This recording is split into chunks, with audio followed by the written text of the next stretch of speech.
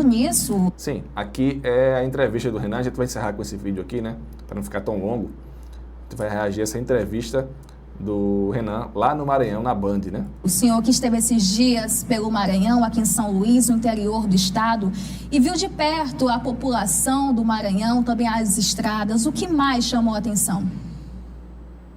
Olha, é difícil, eu fazer um programa inteiro aqui só com a lista dos problemas. As estradas talvez seja o problema mais óbvio. Eu furei 7 pneus, andando coisa de 50 por hora, tá? As pessoas falam, não, tem estrada com buraco. Aqui no Maranhão vocês têm buraco com estrada.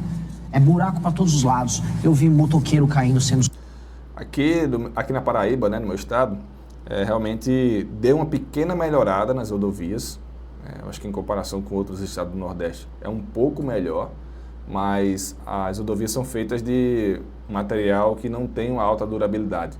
Então, volta e meia está lá toda esburacada, né? Todo ano aparece buraco nas rodovias e o pessoal tem que ir lá fazer o recapeamento, né, com o mesmo material e fica nisso, né, gastando um dinheiro infinito ali em vez de fazer de concreto. Que realmente é um valor maior, mas tem uma durabilidade imensa, né? A gente vê as BRs aí, a 101, que é perto aqui da região que eu moro. Me lembro que quando estava sendo feita era concreto mesmo. E está lá, né? É difícil ter uma manutenção grande naquilo ali. Socorrido e mal socorrido ao longo da estrada. Eu vi caminhão de soja tombado. A gente viu tudo isso acontecer, inclusive nas regiões muito produtivas aqui do estado. A região lá de Imperatriz, região de Balsa, tem muita produção agrícola. E os coitados ali, assim, nem conseguindo entregar a produção deles. Eu vi estradas de terra largadas com pessoas, igual o pau de arara aconteceu nos anos 50 e 60, com famílias inteiras em cima de uma caminhonete, pulando como se estivesse um show, coitados, porque o caminhão entrava no buraco e ia para lá e para cá. Vi cidades que inclusive têm arrecadação, como Santo Antônio dos Lopes, mas mesmo essa cidade com a administração pública tão ruim que eles têm, as pessoas viviam muito mal. Eu vi esgoto a céu aberto, eu fui para Pinheiros, que é a cidade do Sarney, e lá em Pinheiros até o urubu tinha nome, tinha uma pessoa, esse aqui é o Zé, o nome do urubu, esgoto a céu aberto, ou seja, muito dinheiro é colocado no Maranhão. E essa é uma verdade, o Maranhão é o segundo estado que mais recebe dinheiro de acordo com o Pacto Federativo, que é o dinheiro que vem do governo federal, e ao mesmo tempo os políticos somem com esse dinheiro e entregam um maltratamento para as pessoas que é indigno. Nem animal é tratado igual a população do Maranhão é tratada pelos políticos.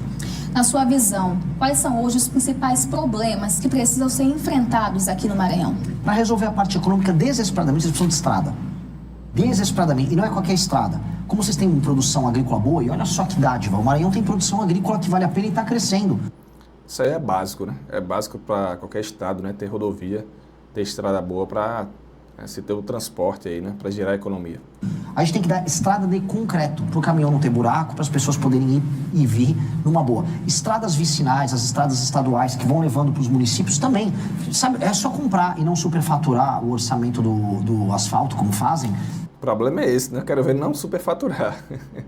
Que você vai ter um asfalto simples, a pessoa vai poder entregar a produção dela aqui e ali, vai poder circular de uma cidade a outra de maneira livre. Isso é uma das coisas. A segunda coisa, brecar o avanço do crime organizado. A gente está falando aqui de um dos 10 estados mais inseguros do Brasil, que é o caso do Maranhão, com os piores índices que envolvem homicídios e roubos de celular e roubos de bens pessoais das pessoas. Tá todo mundo com medo. Feminicídio subiu no Maranhão. É no Nordeste todo, cara. No Nordeste todo, infelizmente, está acontecendo isso. Né? As facções criminosas que nasceram lá no Rio de Janeiro, São Paulo, estão vindo para cá, estão se juntando com as locais, né? E meio que está acontecendo um treinamento, né, dessas facções lá, né, pelas que são do Rio de Janeiro, de São Paulo, e elas estão meio que se profissionalizando mais nessa área do crime. Essa é a palavra mesmo. Eles estão dominando as áreas. Toda cidade pequena tem, né, agora o domínio de uma certa parte da cidade, infelizmente. Maranhão também. E a terceira coisa que é muito importante a gente colocar aqui, o Maranhão apresenta uma taxa de analfabetismo próxima dos 15%. Eu visitei famílias em que as pessoas não sabem ler e escrever de verdade. E isso assusta. Nós estamos em 2026. Analfabetismo era uma coisa para a gente ter resolvido nos anos 50, 60. Isso ainda existe aqui no estado. E aí eu pergunto, o dinheiro do governo federal, o dinheiro do Fundeb vai para as escolas. O que eles estão fazendo com esse dinheiro? Por que as pessoas não estão sabendo ler e escrever? Então tem uma situação de calamidade aqui. E eu volto a falar, para quem mora no Maranhão, a situação aqui é de calamidade. O que pode ser feito para melhorar na prática essa realidade? Primeira coisa, assim, eu venho aqui para o Maranhão muito mais para arrumar inimigos do que arrumar amigos. No sentido que eu vou apontar os erros. A classe política do Maranhão sabota a população. Eu nunca vi nada igual à classe política daqui. Então, uma das coisas que nós podemos fazer é ter quadros novos na política, que não tenham rabo preso com ninguém, que estejam... Não, você precisa ver, você já foi em Pernambuco, né, Maranhão, mas precisa ver também nos outros estados, né, do Nordeste. E, geralmente é isso que acontece, é a própria classe política, ela sabota, né, isso a nível de governo, né, de estado e também dos municípios. A própria classe política local, ela não tem interesse de desenvolver a cidade. Por quê? É muito mais fácil você dominar, né, politicamente uma cidade quebrada, né, não desenvolvida, do que uma cidade desenvolvida, né, que tem ali uma certa formação de classe média, empregos, um alto número de empregos formais. É muito mais fácil você pegar uma cidade pequena e virar lá um coronel, né, de uma cidade pequena. Muito mais fácil dominar e não deixar essa cidade crescer. Eu falo para você, né, e para vocês que estão acompanhando, a maioria das cidades do Nordeste, de todos os estados, os líderes políticos fazem de tudo para essa cidade não se desenvolver. Por quê? Porque fica difícil manter a oligarquia, né? Manter a família no poder. Cada vez que a cidade cresce mais, fica mais difícil de controlar. Então, o dinheiro do Pacto Federativo vai vir de qualquer forma e ele vai se perpetuar no poder. No caso, a família, o coronel local aí, né? Se perpetua, passa para o filho, para o neto, e isso a vida toda, né? Infelizmente é isso que acontece, né? Aqui, eles trabalham para sabotar as próprias cidades. Isso é verdade. É por isso que eu gosto muito daquela proposta do Renan, que em relação à gerência, né, da cidade, ser medida por indicadores, né, e isso, né, ser o motivo da distribuição, né, do valor da questão eleitoral, né, para os partidos. Dispostos a trabalhar por desempenho, ou seja, se não melhorar a saúde, a educação e a segurança e a infraestrutura aqui do Estado, essa aqui que ele vai falar. Essa pessoa não pode sequer ter direitos políticos. Eu vou, como presidente da República, passar a lei. Vai funcionar assim: prefeito que não entregar melhoria na saúde, segurança, educação, infraestrutura, não pode concorrer na eleição seguinte, fica inelegível. Aí, se ele quer chamar o Wesley Safadão para fazer show, igual tentaram fazer em Santa Inês, se ele quer comprar voto, aí não vai poder, porque ele vai estar inelegível. Então eu vou acabar com essa farra. Outra coisa que eu vou fazer, eu vou fundir município. Tem mais de 200 municípios, aqui tem 217 municípios no Maranhão. Eu vou fazer ter menos de 100 municípios. Vamos juntar os municípios, ter uma administração só, para deixar desempregado esse monte de vereador, os babão dos vereadores que são colocados dentro da máquina pública, e com base nisso a gente... Que assim, essas duas ideias, né, essas duas propostas são casadas, né, tem que ser acompanhadas, mas a primeira, né, a ser aprovada tem que ser a lei, acho que é a lei de responsabilidade gerencial, né, dos municípios. Ela tem que ser aprovada primeiro do que a fusão, né, dos municípios, porque se você faz a fusão e deixa da maneira que está, realmente muitas pessoas vão sofrer, né, aqui no Nordeste. Na minha visão, só funciona se tiver essa lei de responsabilidade gerencial primeiro, né, e depois a fusão dos municípios. Aí você vai ter, né, o político vai ter a obrigação de trabalhar por todas as comunidades ali, né, que vão virar distritos, né, das cidades ou bairros. Racionalizar, fazer entregas boas para as pessoas. Isso é, assim, a primeira coisa que tem que fazer, e o governo federal tem que atuar ajudando nisso. A classe política daqui, eu volto a repetir, eu estou rodando o Brasil todo, eu nunca vi uma classe política tão absurda quanto a do Maranhão.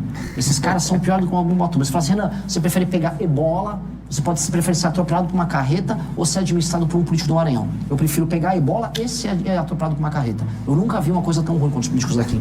Pré-candidato, falando nisso, hoje mais cedo o senhor esteve no bairro Coroadinho, aqui em São Luís, e uma fala sua chamou a atenção. Vamos acompanhar. Pessoal, Pedrinho...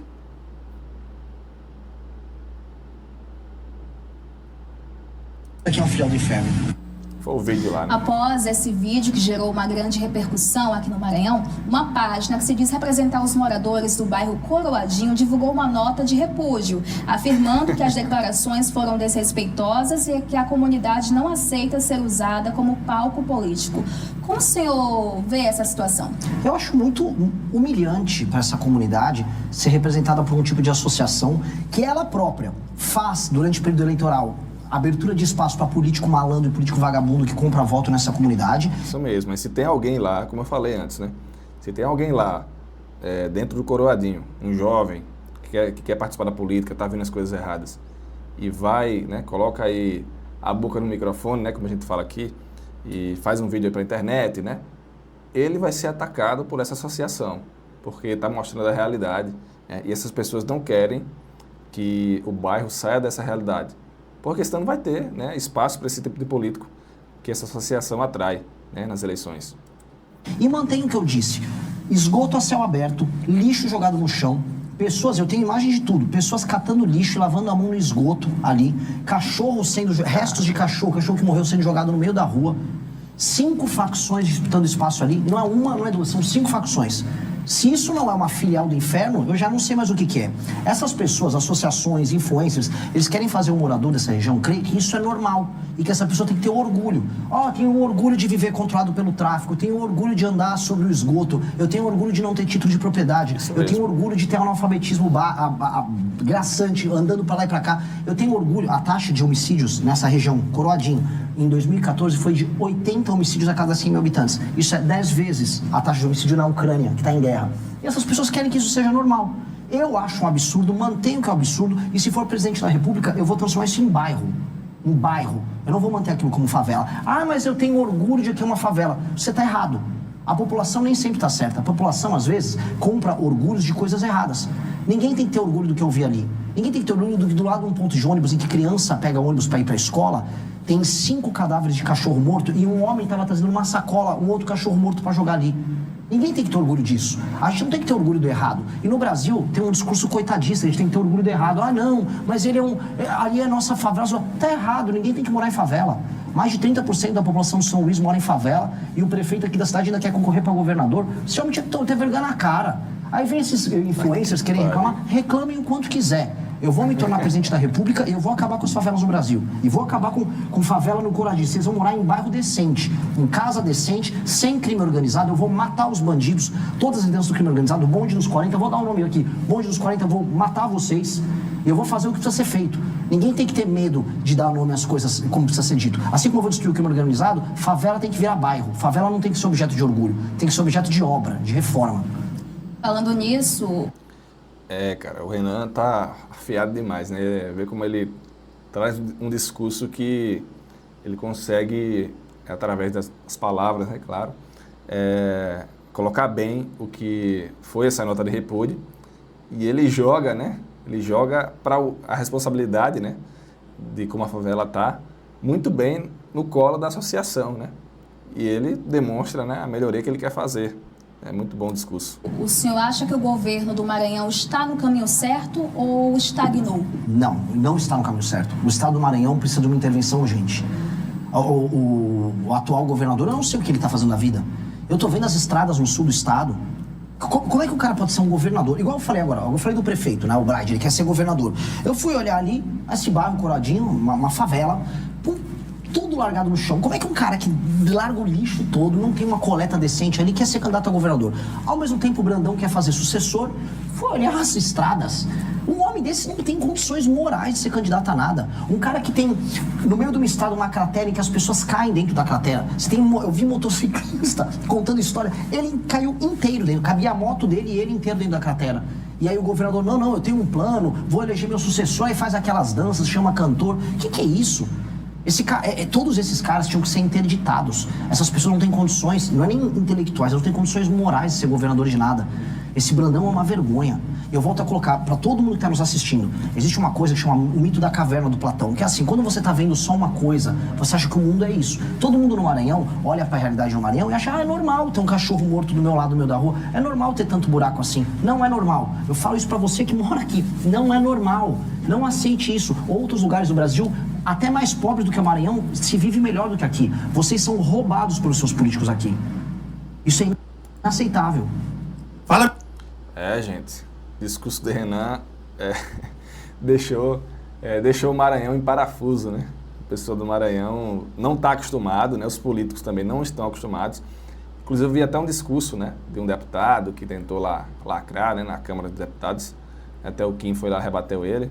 O Renan também acho que fez uma resposta, né? Mas o pessoal não está acostumado, né, com esse tipo de abordagem aqui no Nordeste.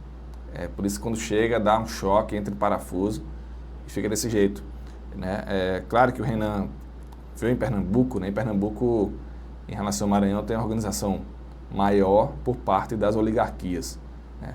Eles travam mais, né, essa questão da mídia e tudo. Lá no Maranhão, né, ele viralizou em relação a isso e eu vi muito pessoal defendendo o prefeito, né, esse tal de Braida e tal, que é um cara novo na política lá, que chega com aquele discurso que eu falei. Não sou de oligarquia, sou novo na política, chega. E eu estava refletindo um pouco sobre isso e vi que a gente está num período, né, muito de rede social e não, eu digo não os prefeitos mais antigos, as oligarquias mais antigas, mas aqui no Nordeste está acontecendo um certo fenômeno que são esses primeiros, assim, esses prefeitos mais novos que usam as redes sociais, né? Prefeito TikTok, que usa a rede social para mostrar o que é que está fazendo ali, uma limpeza e tal, e muitas pessoas estão se encantando com isso, né? Então, na cabeça dessas pessoas, esse cara trabalha muito, faz muito, porque ele está lá fazendo vídeo para a internet. Só que no fundo é só a casca, né? Dentro lá do político está a mesma e velha mentalidade do Centrão, que comanda aqui o Nordeste, né? A mentalidade da oligarquia, que é o que a gente vive aqui, infelizmente. Então é isso, pessoal. Mais uma reação aqui do Renan Santos, né? Estou acompanhando, fazendo essa cobertura dele aqui. E realmente é muito divertido, né? De ver e acompanhar como está sendo, né? As aparições dele em público e as entrevistas que a cada vez, acho que ele está melhorando o seu discurso. E vamos ver o que vai acontecer, né, nas eleições. Em algumas pesquisas ele está indo muito bem, em outras não. Mas eu acho que ele vai crescer, né? Quando for batido o martelo, que for colocado ali após as convenções, né? Os políticos que vão ser realmente candidatos, aí vai começar o jogo para valer.